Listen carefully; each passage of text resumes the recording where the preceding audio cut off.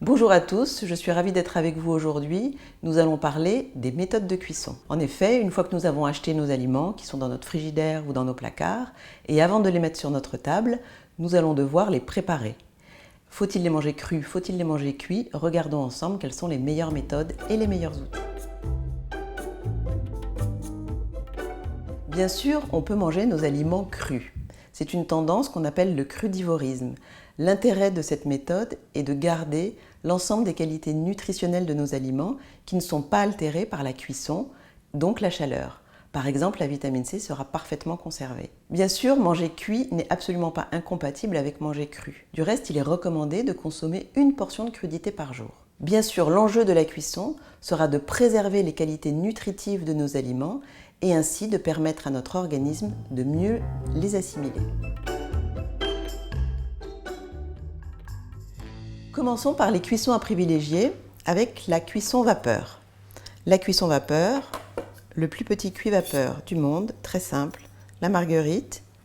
Vous mettez vos aliments, vous posez dans votre casserole avec de l'eau qui affleure et vous couvrez. Regardons maintenant la cuisson à l'étouffée, qui est une méthode assez peu utilisée.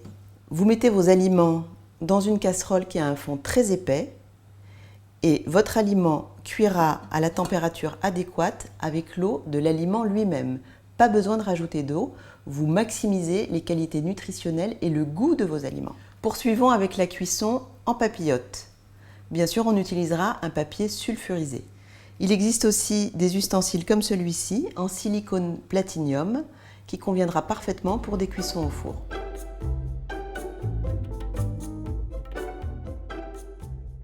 Bien sûr, il y a des cuissons que l'on va utiliser avec précaution. Tout le monde connaît la cuisson à l'eau bouillante.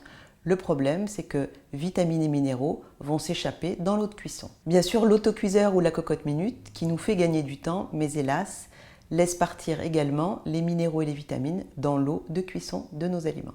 Enfin, le wok, qui est une casserole qui est utilisée à très haute température, on veillera à adapter le temps de cuisson afin que les aliments restent al dente.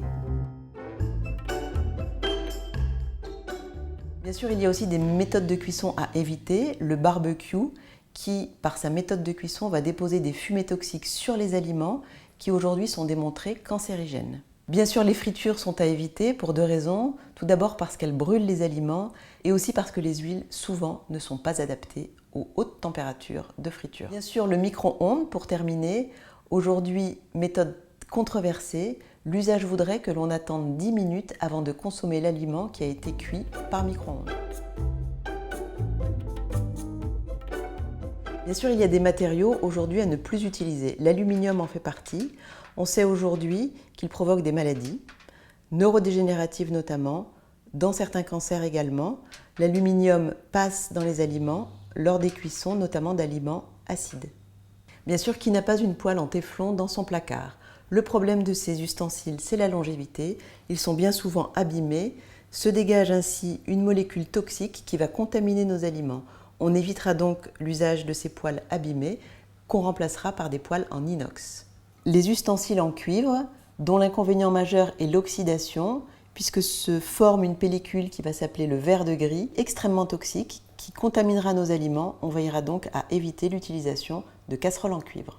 Et bien voilà, cette séquence est terminée. J'étais ravie de passer ce moment avec vous. Je vous invite, pour avoir plus d'informations, à consulter mon site internet isabelledevaugelin-nutrition.fr. Vous trouverez mon blog avec de nombreux articles. Si vous avez besoin d'idées recettes, je vous recommande la lecture de mon livre Cuisine Kaizen aux éditions Albin Michel. Enfin, pour ceux qui ont l'opportunité de venir en région parisienne, j'anime des ateliers cuisine et je serai ravie de vous rencontrer.